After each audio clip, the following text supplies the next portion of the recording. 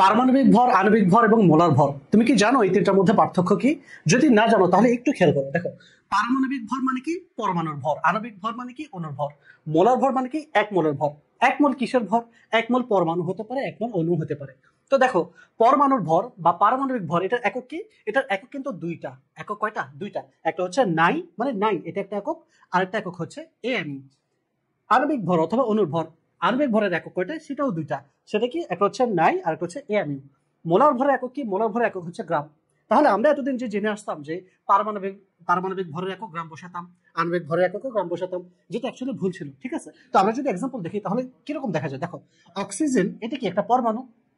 এই পরমাণুর পারমাণবিক ভর হচ্ছে 16, এটাও কারেক্ট। আবার এর পারমাণবিক ভর হচ্ছে 16 এএমইউ, অর্থাৎ অ্যাটমিক ম্যাস ইউনিট, এটাও কারেক্ট। তাহলে এই দুটো পদ্ধতি কারেক্ট। ভুল কোনটা?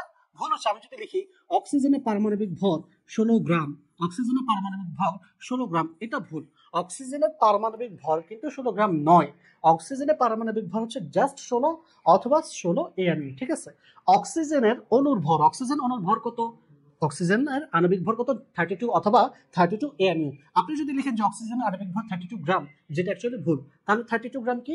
সেটা হচ্ছে অক্সিজেনের মোলার ভর। অক্সিজেনের মোলার ভর। দেখেন, অক্সিজেনের মোলার ভর কিন্তু দুই রকমের হতে পারে। এটা হচ্ছে অক্সিজেন অণুর মোলার ভর। অক্সিজেন কি পরমাণু মোলার ভর হইতে পারে না? অক্সিজেন অবশ্যই পরমাণু মোলার ভর হতে পারে। একটু খেয়াল করেন, অক্সিজেন পরমাণু মোলার ভর হচ্ছে 16 গ্রাম।